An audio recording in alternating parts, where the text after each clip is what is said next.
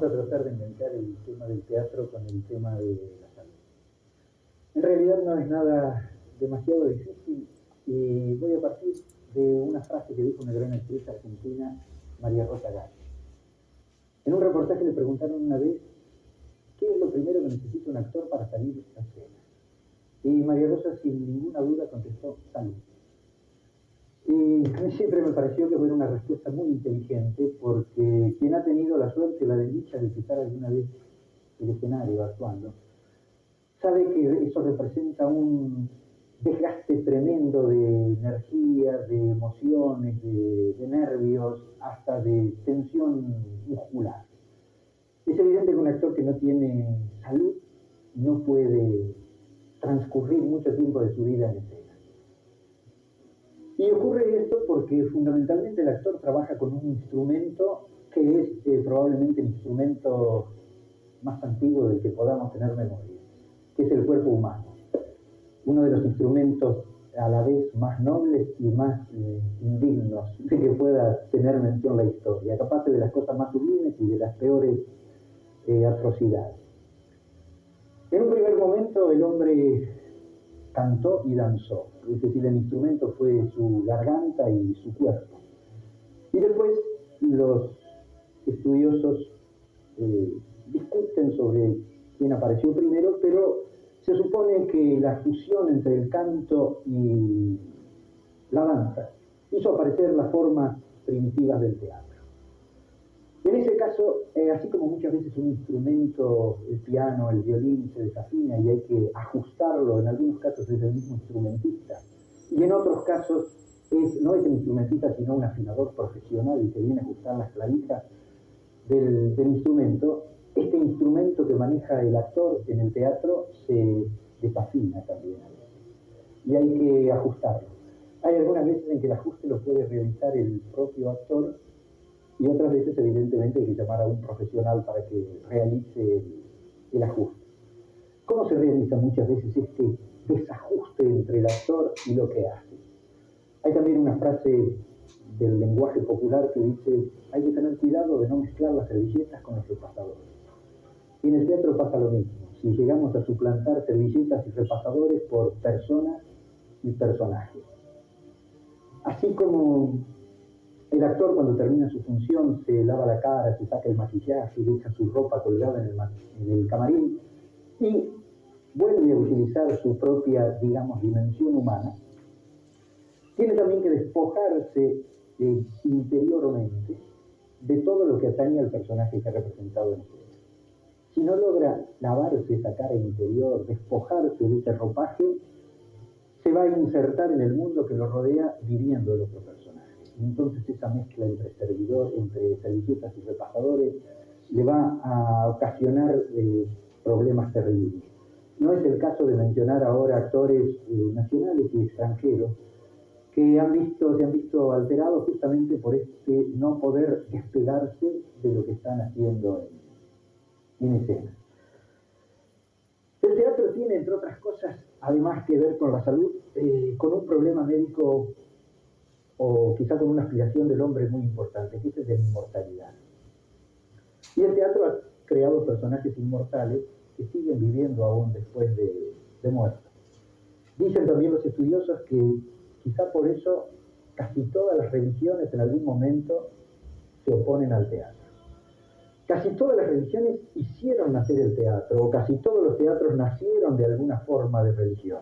Pero llega un determinado momento en que la religión da un parate a la labor actoral y los pone en su justo lugar. Algunos dicen que es porque el actor rivaliza con Dios, en el sentido de que el actor es creador. Crea seres humanos, tiene capacidad de dar vida y dar muerte a esos seres sobre los cuales Dios no tiene ningún poder. Dios tuvo todo el poder del mundo sobre Shakespeare, lo hizo nacer, lo hizo morir cuando él quiso. Pero sobre Hamlet, Dios no tiene poder, tuvo poder Shakespeare.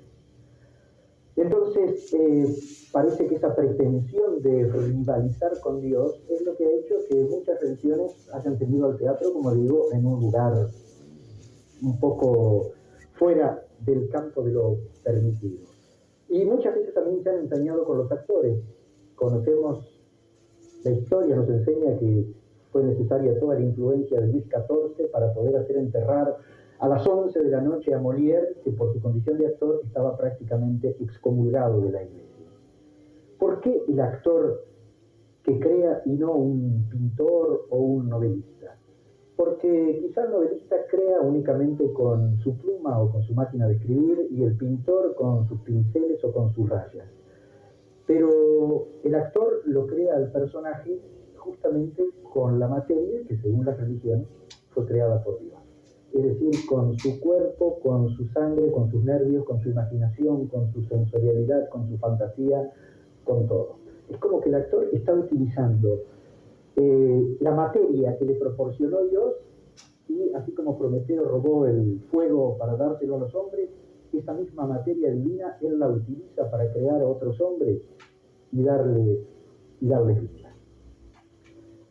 El teatro siempre ha sido, y los personajes teatrales siempre han sido rebeldes contra la sociedad que los rodea. Siempre es alguien que protesta o que lucha contra algo y trata de acomodar su realidad o la realidad de los demás, porque son dos realidades que caminan, digamos, a un ritmo desfasado y no pueden ir juntos. Es uno de los pilares de la situación dramática, que es el conflicto, cuando alguien quiere lograr algo y encuentra algo que se les opone. Este concepto de inmortalidad en el teatro, que sería también como similar al de la naturaleza, ¿por qué el hombre pretende una inmortalidad individual cuando la naturaleza, la inmortalidad se propaga en el árbol, aunque todas las hojas mueran otoño a otoño? El teatro siempre ha resultado además una forma muy útil para aprender a vivir y para aprender a convivir. El teatro es juego, y así lo dicen en casi todas las lenguas. Sabemos que en inglés dicen play o to play, en francés dicen jouer, en alemán también lo dicen, no recuerdo la palabra en alemán, pero siempre es juego. Es decir, un juego donde, como cuando éramos chicos y agarrábamos un pedazo de palo y decíamos, dale que esto es una escopeta, y cuando yo digo pum, vos te morís. Y cuando jugamos al teatro, y dale que yo soy Hamlet y vos sos Ofelia. Y uno ejercita la misma fe para creer en que ese pedazo de palo es una escopeta, como para creer en que ese ser humano o esa hombre o mujer puedan ser un rey de Dinamarca que se pierde en la noche de los tiempos, un príncipe de Dinamarca o su enamorada Ofelia. Ahora estamos representando en la Sala Mateo Bosch una obra para niños de Enrique Pinti, Corazón de bizcochuelo, donde, ya que mencioné a Shakespeare recién, el tema se basa libremente basado por supuesto, en la enemistad de dos familias y los dos hijos, el hijo y la hija enamorados. Por supuesto es una comedia musical para niños y no tiene el final trágico de Romeo y Julieta. Todo termina bien, como es de esperar, y los padres se amigan y la pareja se constituye. De ahí en más queda en poder de ellos el poder decir si van a ser felices y van a comer perdices. Y es interesante ver en los chicos la capacidad de respuesta que tienen para el juego, cómo intervienen sin que uno se los pida explícitamente, cómo ayudan o se ponen en contra de los personajes simpáticos o antipáticos de la obra, y cómo hacen esto que dije recién del juego una realidad. Aceptan la consigna propuesta desde el escenario y se entregan totalmente al juego. Es a partir del juego como nosotros cuando éramos niños aprendimos a insertarnos en la realidad que nos rodeaba. Y el teatro como juego lo ayuda también al chico en ese proceso de aprendizaje a relacionarse desde el escenario o aún después repitiendo las situaciones en su casa o inventando juegos con sus amigos, a insertarse en la realidad que lo rodea y a ir solucionando los conflictos que se le presentan al chico y que son tremendos, aunque desde una óptica adulta casi siempre los tratamos de una manera muy relativa, pero lo ayuda a resolver conflictos y a encarar situaciones que poco a poco van a ir madurando hasta llegar a su plenitud total. ¿Qué más podríamos agregar?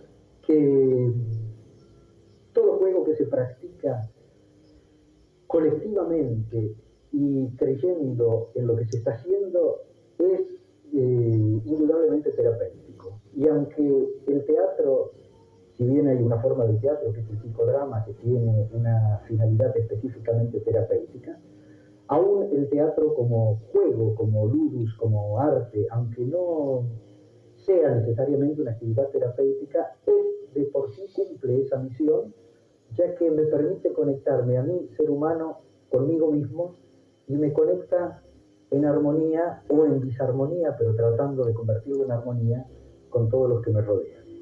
Y entonces pienso que eso también es, en definitiva, luchar en favor de la salud a través de la escena. No sé si no hablé mucho ya, si fueron 10 minutos.